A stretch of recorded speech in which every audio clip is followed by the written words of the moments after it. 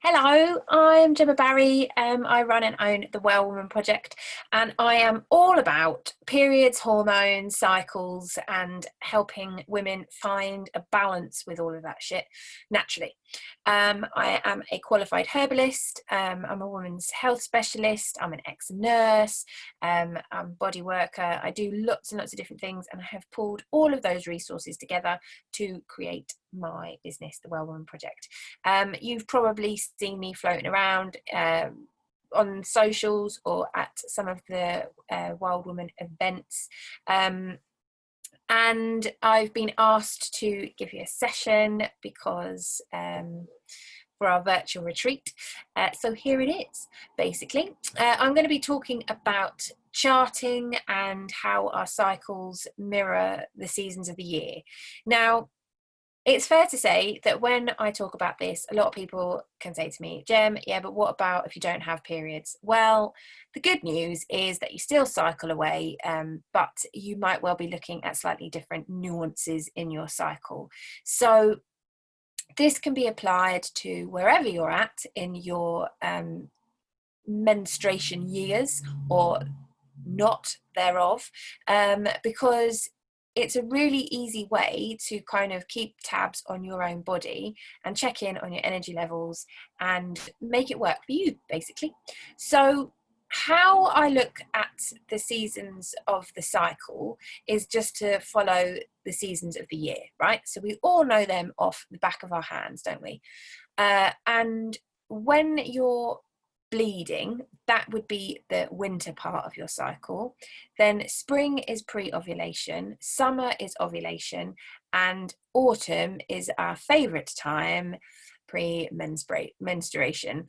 And that, I think, is fair to say when most of us feel pretty shitty. So in light of that, the interesting thing, so charting, I have a I can pop the chart in with this so you can have a copy too, but I have a circular chart, and I've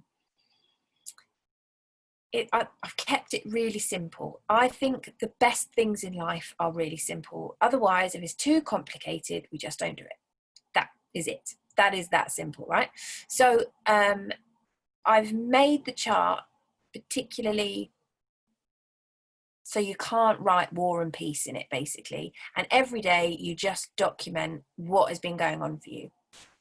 So when I work with women and I ask them if they chart, a lot of them say to me, yes, Gem, I chart. I know in my diary when my period starts and when my period finishes. That's great, but it doesn't really give you much of an insight into what is going on. What it does give you is your cycle length. So that will enable you to see how long your cycle is and how regular it is. If it falls kind of within the same number each month, so it doesn't have to be 28 days, that's just kind of the average and a little bit arbitrary. It can be anywhere between 21 to 35 days, and if it's that number, give or take a couple of days, give or take a day or two, that is a regular cycle.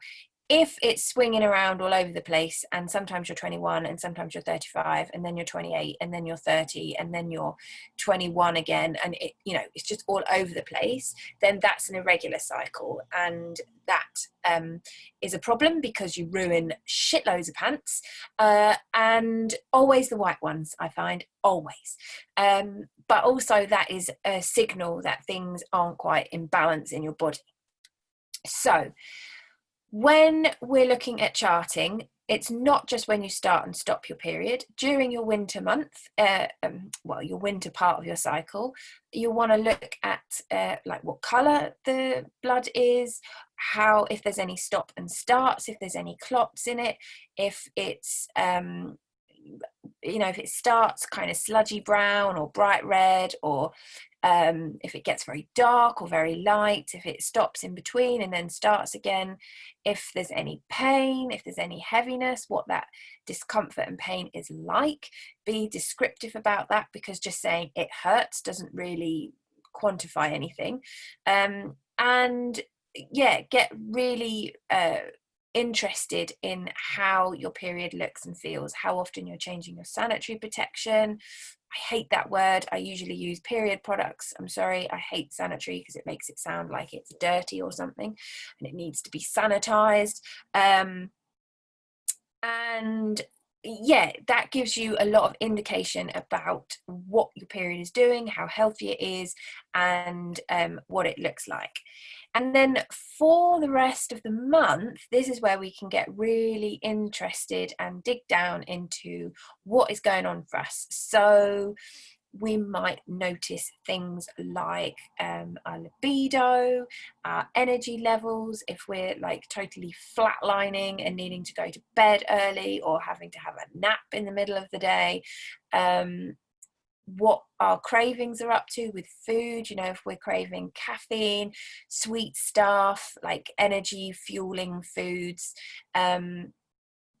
whether we can exercise or not, you know, if we're feeling like we've got the energy to go out and do something, or whether we're wanting to do something a bit more like yoga-y, relaxation, that kind of stuff.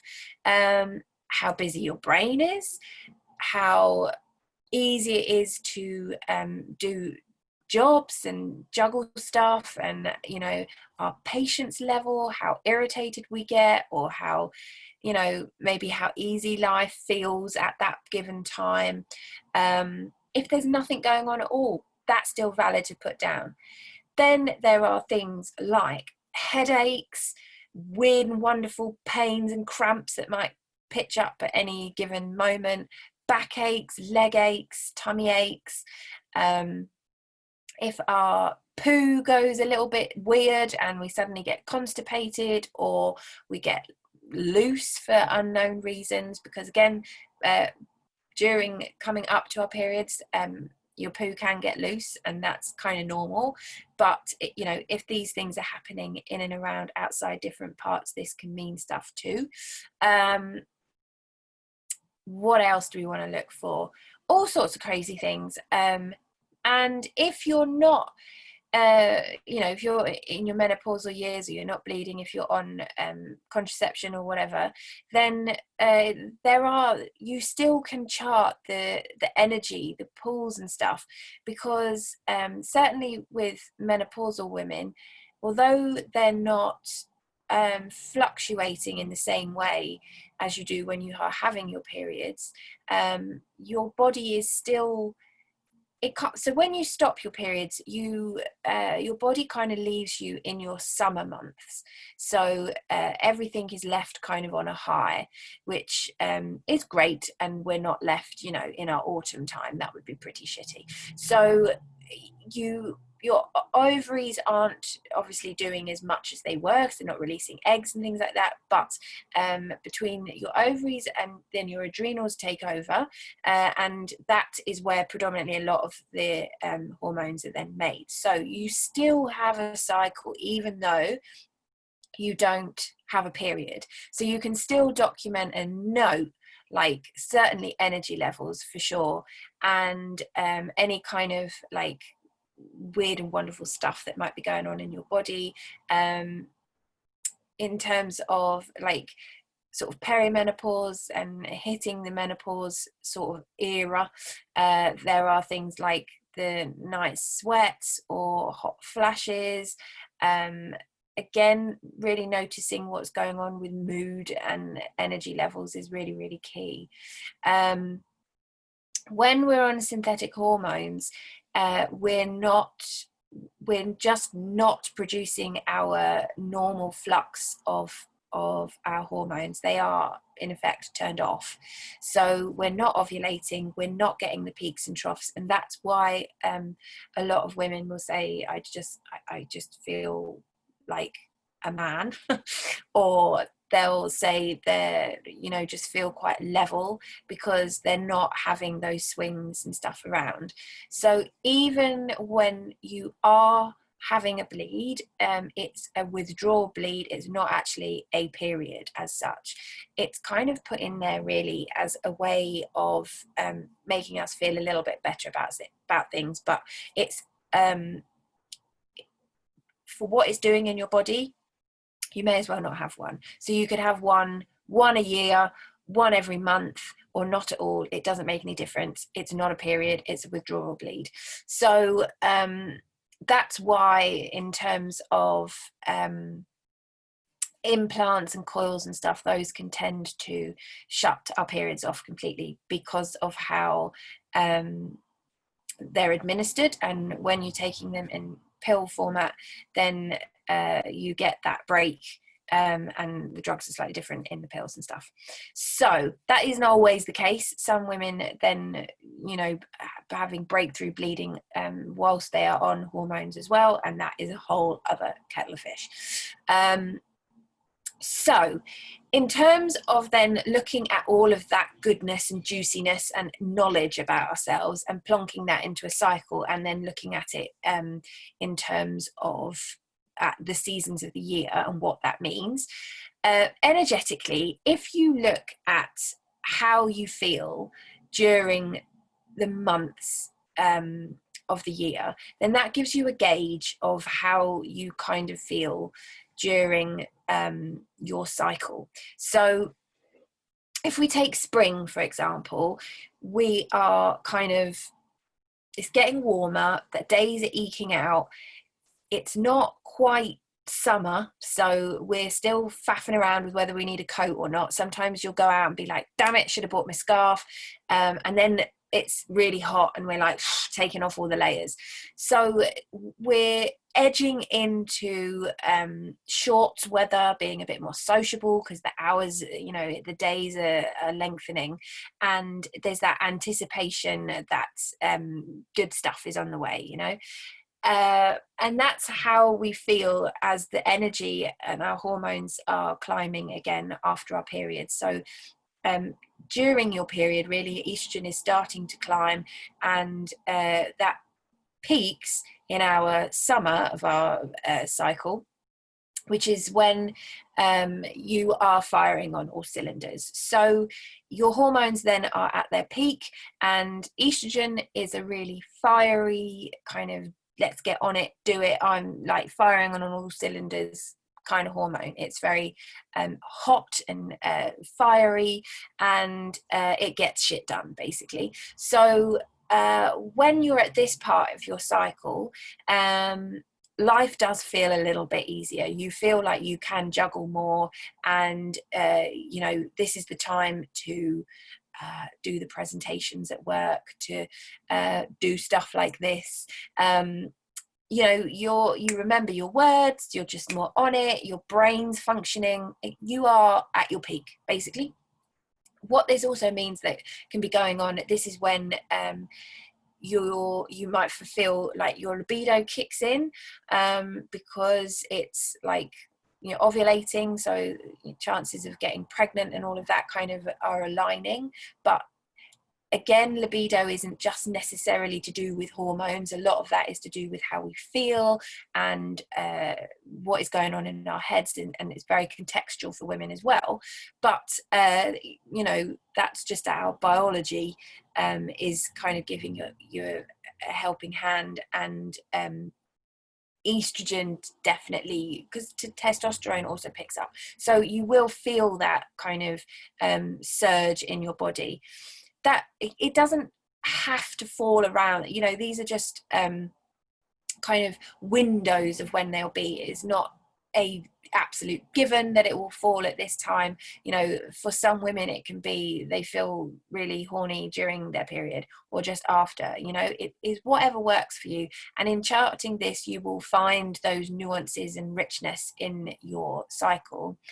So summertime, it's shorts, t-shirts, you know, strappy tops and dresses, walking barefoot, warmth in your bones and feeling it on your skin and your face, and we're getting tanned and the days are longer and we're wanting to barbecue, socialize, see people, you know, really reap the summertime amazingness, and we all feel just so much lighter at that point. And that's kind of how you feel in your cycle too. You know, you're ready to mingle, you're just cooking on gas, everything feels awesome. This might not be for everybody, but again, just as a general rule of thumb, when you chart and you get interested in this, this is when you see those like nuances, like I say. Now, the rub happens when we slip from summer to autumn, okay? It's not so much the autumn to winter, because once you're there, you're there. But when you think about summer and the long, hot, lazy summer days and, you know, sitting out late with maybe a glass of wine and, you know, in the garden or up at the allotment, and the days just go on forever and it feels nice. You can get a lot done. And then when the evenings start to draw in and it gets that bit cooler and the leaves start to change on the trees, and, you know, your harvest is slowing down with fruits and vegetables and things like that, and the outside world starts to shut shop a little bit, and we all feel it. We're all like, no, I want to stay in the summer. I don't want it to be winter. I don't want the dark. You don't want what is coming, right? And instead of being like, yeah, well, autumn, winter, but then it's spring and summer again, we tend to sort of go in kicking and screaming and clinging on for all it's worth, in the hope that we can eke out the summer that little bit longer.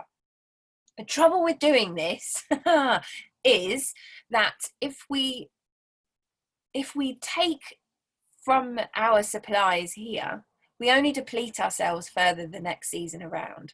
So if you look at your cycle in a, like, break it down in a half, that the spring and the summer, it's kind of 80-20. You're firing on the 80% and your body's kind of doing 20%, and, you know, that's how it is. The other way around, okay, you're the 20% and your body needs you to do, you know, back off a bit because it's got a big chunk of stuff that it's got to do, right? And when your body loses blood, it doesn't like to do it, all right? Because you don't actually have a huge amount of blood, and it's very exhausting on your body to lose blood. So if you were to think like of, I don't know, if it was your leg or your nose or another part of your body that was to bleed, like when you have a period every month, you would probably look after that, and you'd probably be a bit worried actually and think, fuck, what's going on? This isn't normal. And it's not to say that our periods aren't normal, but kind of how we try and soldier through, that isn't great. So we've been sold this kind of, periods aren't meant, you know, periods are meant to hurt. You just got to get over it. Just take a whole load of drugs. Just forget about it. Bung it up, you know, with all sorts of different period products and just crack on. And actually we're doing ourselves a massive disservice, because by having that mindset, by doing those things, we rob ourselves from energy that we need and should conserve for our next wheel of the year, if you like. So if we can, and it's not like I'm saying, as much as I'd love to, it's not like I'm saying we have to like get onto our chaise longues, you know, have someone feeding us grapes for the next week.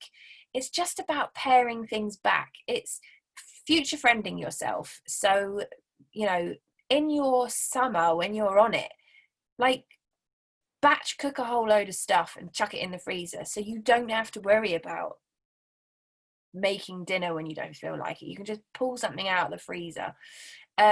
You know, tell your people that you're living with that this is where you are in your cycle. You know, again, when you know this stuff, you can give people the heads up and be like, hey, I'm not feeling like I want to be doing all of this shit right now, and I'm delegating, and I'm just not going to be as effective at doing so many things. It's absolutely okay to admit that, and I think it's really needed.